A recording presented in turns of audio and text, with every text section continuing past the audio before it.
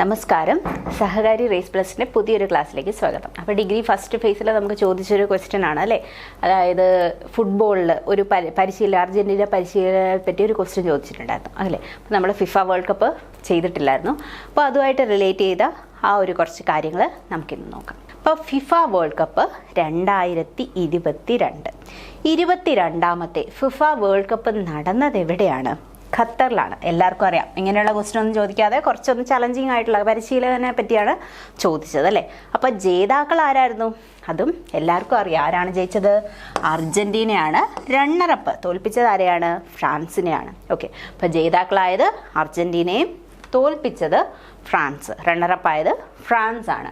Score 3-3 എന്ന് പറഞ്ഞ ആ ഒരു സ്കോറിലാണ് നിന്നത്. പക്ഷേ അത് പെനാൽറ്റി ഷൂട്ടൗട്ട് വരെ പോവുകയും 4-2 എന്ന ആ ഒരു സ്കോറിൽ നമ്മുടെ അർജൻറ്റീന ജയിക്കുകയും ചെയ്തു. മികച്ച താരം ആരാണ്? അർജൻറ്റീന എന്ന് കേൾക്കുമ്പോഴേ എല്ലാവരുടെയും മനസ്സിൽ വരുന്ന ആളാരാണ്? ലയണൽ മെസ്സിയാണ് അല്ലേ. അപ്പോൾ ലയണൽ മെസ്സി ആയിരുന്നു മികച്ച താരമായിട്ട് തിരഞ്ഞെടുക്കപ്പെട്ടത്. എന്നാൽ ഏറ്റവും കൂടുതൽ ഗോൾ അടിച്ചത് ആരാണ്? ഗോൾഡൻ ബൂട്ട് ഫ്രാൻസിൻ്റെ കളിക്കാരനായ കിലിയൻ എംബാപ്പയ്ക്കാണ് മികച്ച ഗോൾഡൻ ബൂട്ട് പുരസ്കാരം ലഭിച്ചത്. അപ്പോൾ 2022 22ാമത്തെ ഫിഫ വേൾഡ് കപ്പ് നടന്നത് ഖത്തറിലാണ്. ജേതാക്കൾ ആരാണ്?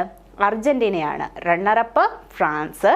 ഏറ്റവും മികച്ച താരം ആരാണ്? Lionel Messi. ഗോൾഡൻ ബൂട്ട് നേടിയത് കിലിയൻ എംബാപ്പെ. ആരാണ്? Kylian Mbappe. ഇനി അർജൻറ്റീനയുടെ പരിശീലകൻ. ഇതായിരുന്നു ചോദിച്ച ക്വസ്റ്റ്യൻ അല്ലേ.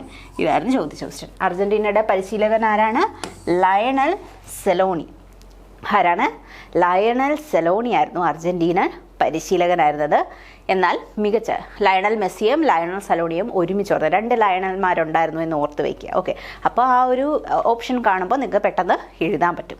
മികച്ച ഗോൾ കീപ്പർ ആരായിരുന്നു? എമിലിയാനോ മാർട്ടിനസ് അല്ലേ.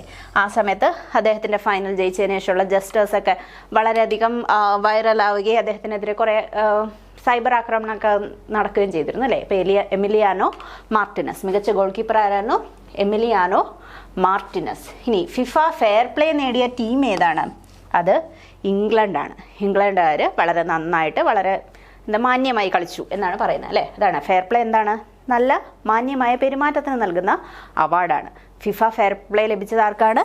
ഇംഗ്ലണ്ടിനാണ്. അടുത്തത് 2022 ഫൈനൽ നടന്ന സ്റ്റേഡിയം ഏതാണ്?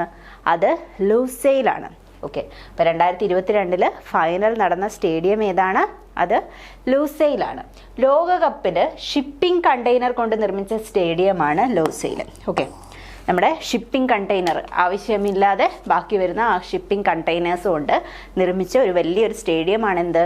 ലൂസെയിൽ എന്ന് പറയുന്നത്. എത്ര ഷിപ്പിംഗ് കണ്ടെയ്നേഴ്സ് വെച്ചാന്ന് വെച്ചാൽ 974 ഷിപ്പിംഗ് കണ്ടെയ്നേഴ്സ് വെച്ചിട്ടാണ് ഈ ലൂസെയിൽ സ്റ്റേഡിയം നിർമ്മിച്ചിരിക്കുന്നത്. അപ്പോൾ അർജൻറ്റീന പരിശീലകൻ ആരാണ്? ലയണൽ സെലോണിയാണ്. മികച്ച ഗോൾ കീപ്പർ എമിലിയാനോ മാർട്ടിനസ്. അർജൻറ്റീനൻ താരം തന്നെയാണ്. ഫിഫ ഫെയർ പ്ലേ അവാർഡ് നേടിയത് ഇംഗ്ലണ്ടിനാണ്. 2022 ഫൈനൽ നടന്ന സ്റ്റേഡിയം ലൂസെയിലാണ്. അതുപോലെ ലോകകപ്പിൽ ഷിപ്പിംഗ് കണ്ടെയ്നർ കൊണ്ട് നിർമ്മിച്ച സ്റ്റേഡിയം കൂടെയാണ് നമ്മുടെ ലൂസെയിൽ. ഇസ്ലാം ആരാധനാ രീതിയുടെ ഭാഗമായിട്ടുള്ള ഗഫ തൊപ്പി ഉണ്ടാവുമല്ലോ ഇല്ലേ, ഏകദേശം ഈ ഒരു മോഡലല്ലേ ഇസ്ലാം ആരാധനാ രീതിയിലുള്ള ഒരു തൊപ്പി ഇല്ലേ. ആ ഒരു തൊപ്പിയുടെ മാതൃകയിലുള്ള ലോകകപ്പ് സ്റ്റേഡിയം ആണ് അൽത്തുമാമ സ്റ്റേഡിയം. എന്താണ്? അൽത്തുമാമ സ്റ്റേഡിയം. ഇസ്ലാം ആരാധനാ രീതിയുടെ ഭാഗമായ ഗഫിയ തൊപ്പി മാതൃകയിലുള്ള ലോകകപ്പ് സ്റ്റേഡിയമാണ് അൽത്തുമാമ സ്റ്റേഡിയം. അതുപോലെ ഫൈനൽ മത്സരങ്ങളിൽ ഉപയോഗിച്ച പന്തിൻ്റെ പേരാണ് അൽ ഹിലിം. ഇത് മാറിപ്പോരുത്. അൽ ഹിലിമാണ് സെമി ഫൈനലിലും ഫൈനലിലും ഉപയോഗിച്ചത്. അതിൻ്റെ എന്താണ്? സ്വപ്നം. വേൾഡ് കപ്പ് ആ ഒരു ട്രോഫി എല്ലാവരുടെയും സ്വപ്നമാവില്ലേ. അപ്പോൾ അതെന്താണ്? അൽ ഹിലിം. ഈ സെമി ഫൈനൽ വരെ എത്തുന്നത് എന്താണ്? ഒരു യാത്രയാണ്. അത് അൽ റിഹ്ല. ക്വാർട്ടർ മത്സരങ്ങൾ വരെ ഉള്ള മത്സരങ്ങളിൽ ഉപയോഗിച്ച പന്താണ് ഏത്? അൽ റിഹ്ല അല്ലെങ്കിൽ യാത്ര എന്ന് പറയുന്നത്. ഇനി ഈ ഔദ്യോഗിക നിർമ്മാതാക്കൾ ആരാണ്? അതിൻ്റെ അഡിഡാസ്. ഓക്കെ, ഔദ്യോഗിക നിർമ്മാതാക്കൾ ആരാണ്? അഡിഡാസ്. ഭാഗ്യചിഹ്നം ലഈബ്. ഓക്കെ, ഭാഗ്യചിഹ്നം എന്താണ്? ലഈബ്. അപ്പോൾ ഇസ്ലാം ആരാധനാ രീതിയുടെ ഭാഗമായ ഗഫിയ തൊപ്പി കണ്ടെയ്നേഴ്സ് വെച്ച് നിർമ്മിച്ചത് ഫൈനൽ നടന്ന ലുസൈൽ സ്റ്റേഡിയമാണ്. എന്നാൽ ആരാധനാ രീതി, ഇസ്ലാം ആരാധനാ രീതിയുടെ ഭാഗമായ ഗഫിയ തൊപ്പി മാതൃകയിലുള്ള ലോകകപ്പ് സ്റ്റേഡിയം അൽത്തുമാമ സ്റ്റേഡിയമാണ്. ഇനി സെമി ഫൈനൽ, ഫൈനൽ മത്സരങ്ങളിൽ നടന്ന ആ ഒരു ഉപയോഗിച്ച പന്തിൻ്റെ പേര് അൽ ഹിലും. സ്വപ്നം, എല്ലാവരുടെയും സ്വപ്നമാണ്. അതുകൊണ്ട് സെമി ഫൈനലും ഫൈനലും ഒക്കെ എല്ലാവരുടെയും സ്വപ്നമാണ്. അപ്പോൾ അത് അൽ ഹിലും. ഇനി ക്വാർട്ടർ മത്സരങ്ങൾ വരെയുള്ള മത്സരങ്ങൾ ഉപയോഗിച്ച പന്തിൻ്റെ പേരെന്താണ്? അത് അൽ റിഹ്ല, യാത്ര എന്നർത്ഥം വരുന്ന അൽ റിഹ്ല. ലോകകപ്പിൻ്റെ ഔദ്യോഗിക നിർമ്മാതാക്കൾ അഡിഡാസ് ആണ്. ഓക്കെ, അതുപോലെ ഭാഗ്യചിഹ്നം ഏതാണ്? ലഈബ്. ഈ ലഈബിൻ്റെ അർത്ഥം എന്താണ്? പ്രതിഭാധനനായ കളിക്കാരൻ. എന്താണ്?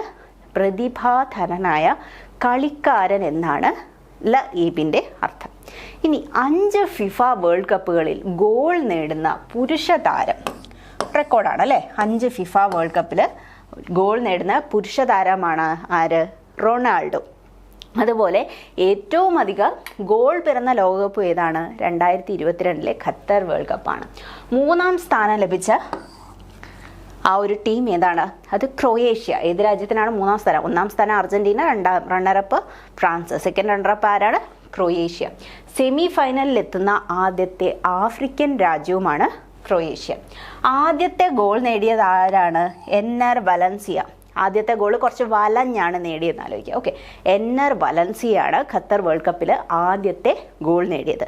അപ്പോൾ നമ്മുടെ ലഈബിൻ്റെ അർത്ഥം പ്രതിഭാധനനായ കളിക്കാരൻ. 5 വേൾഡ് കപ്പിൽ തുടർച്ചയായിട്ട് ഗോൾ നേടുന്ന ഒരു പുരുഷ താരമാരാന്ന് ചോദിച്ചു കഴിഞ്ഞാൽ അത് റൊണാൾഡോ ആണ്. ഏറ്റവും അധികം ഗോൾ പിറന്ന വേൾഡ് കപ്പ് ഏതാണ്? നമ്മുടെ 2022 ഖത്തർ വേൾഡ് കപ്പാണ്.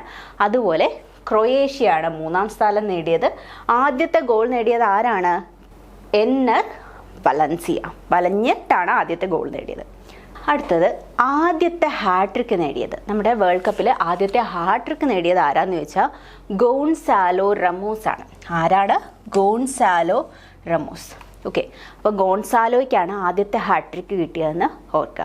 എന്നാൽ ലോകകപ്പ് ഫൈനലിൽ ഒരാൾ ഹാട്രിക്ക് നേടിയിട്ടും അദ്ദേഹത്തിൻ്റെ രാജ്യത്തെ അദ്ദേഹത്തിന് ജയിപ്പിക്കാൻ പറ്റിയില്ല. അതാരാണ്? Kylian Mbappe. ലോകകപ്പ് ഫൈനലിൽ ഹാട്രിക്ക് നേടിയത് ആരാണ്?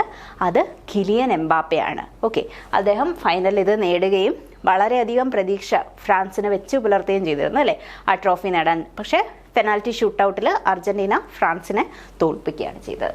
ഏറ്റവും വേഗമേറിയ ഗോൾ നേടിയത് അൽഫോൺസോ ഡേവിഡ്. ഈ 3 പേരും മാറിപ്പോരുത്.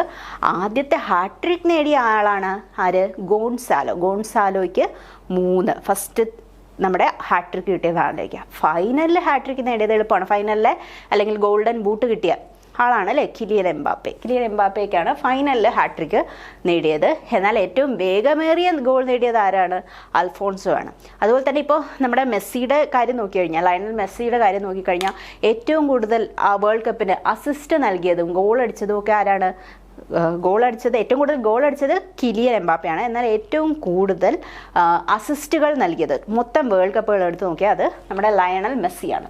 മത്സരങ്ങളുടെ ഫലം പ്രവചിച്ച നമ്മുടെ തായ്ലൻഡിലെ സിംഹമാണ് ചാവോ ബോയ്. ഓക്കെ, ചാവോ ബോയ് എന്ന ആ ഒരു സിംഹം തായ്ലൻഡിലെ സിംഹമാണ്. അതാണ് ഈ ഒരു മത്സരങ്ങളുടെ ഫലം കൃത്യമായി പ്രവചിച്ച തായ്ലൻഡിലെ സിംഹം. അതുപോലെ മത്സരങ്ങളുടെ ഫലം കൃത്യമായി പ്രവചിച്ച ഒരു നീർനായയുണ്ട്. നീർനായയുടെ പേരാണ് ടായോ. ഓക്കെ, ടായോയും ഈ ഒരു ഫലം പ്രവചിച്ചിരുന്നു. അപ്പോൾ ആദ്യത്തെ ഹാട്രിക് നേടിയത് ഗോൺസാലോ റമോസ് ആണ് പോർച്ചുഗലിൽ. അതുപോലെ തന്നെ ലോകകപ്പ് ഫൈനലിൽ ഹാട്രിക് നേടിയത് കിലിയൻ എംബാപ്പെ. ഏറ്റവും വേഗമേറിയ ഗോൾ നേടിയത് അൽഫോൺസോ ഡേവിഡ്. മത്സരങ്ങളുടെ ഫലം പ്രവചിച്ച തായ്ലൻഡിലെ സിംഹം ചാവോ ബോയും അതുപോലെ നീർനായ ചോദിച്ചു കഴിഞ്ഞാൽ അത് ടായോയുമാണ്. ഇനി പുരുഷ ലോകകപ്പ് നിയന്ത്രിക്കുന്ന വനിതാ റഫറി ആരാണ്?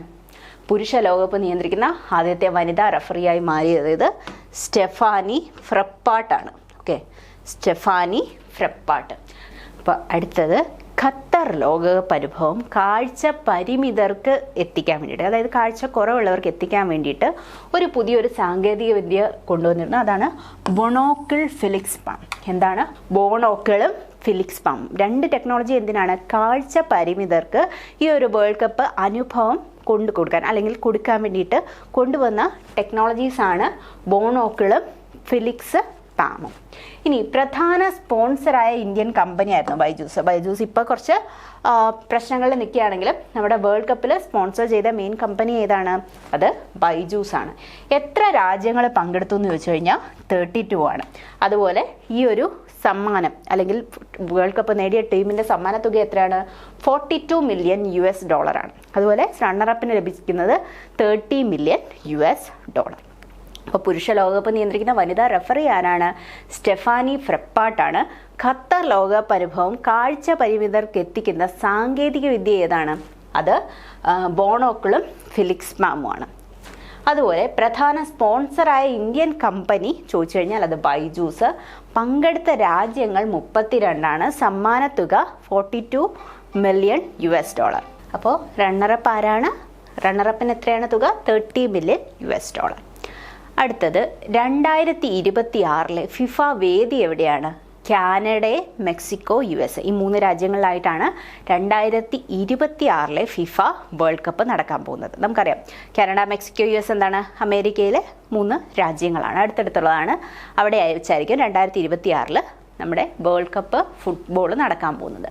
ഇനി 2023 ആഫ്രിക്ക, യൂറോപ്പ്, സൗത്ത് അമേരിക്ക എന്നീ രാജ്യങ്ങളിലാണ് 2030 അതായത് 3 ഭൂഖണ്ഡങ്ങളിലേക്ക് നടക്കാൻ പോകുന്ന ആദ്യത്തെ വേൾഡ് കപ്പും കൂടിയാണ് എന്ത്? 2030 Africa, Europe, south America. 2034 Qatar ഇപ്പോൾ 2022 നടന്നാൽ 2034 സൗദി അറേബ്യയിലാണ്. അതുപോലെ ഈ ട്രോഫി അനാവരണം ചെയ്തത് ആരാണ്? നമ്മുടെ ബോളിവുഡ് നടിയായിട്ടുള്ള ദീപിക പദുക്കോണാണ്. അപ്പോൾ 2026 ഫിഫ വേദി എവിടെയാണ്? Canada, Mexico, US. 2030 ആദ്യമായിട്ട് 3 ഭൂഖണ്ഡങ്ങളിൽ വെച്ച് നടക്കാൻ പോകുന്ന മത്സരമാണ്. 2030 3 എന്നുള്ളത് ഓർത്ത് വെച്ചാൽ മതി. Africa, Europe, south America. 2034 Saudi അറേബ്യയാണ്. ഈ 2022 ട്രോഫി അനാവരണം ചെയ്തത് ആരാണ്? അത് ദീപിക പദുക്കോൺ. അപ്പോൾ 2022 ഖത്തർ വേൾഡ് കപ്പിൻ്റെ ഇമ്പോർട്ടൻറ്റ് ഫാക്ട്സ് ആണ് നമ്മളിത് നോക്കിയത്. എല്ലാവരും വരുന്ന എക്സാംസിൽ നന്നായിട്ട് കറണ്ട് അഫയേഴ്സ് പ്രിപ്പയർ ചെയ്തിട്ട് പോകാൻ ശ്രമിക്കുക. ഓക്കെ, അപ്പോൾ അടുത്ത ക്ലാസ്സിൽ കാണുന്നവരെ ബൈ.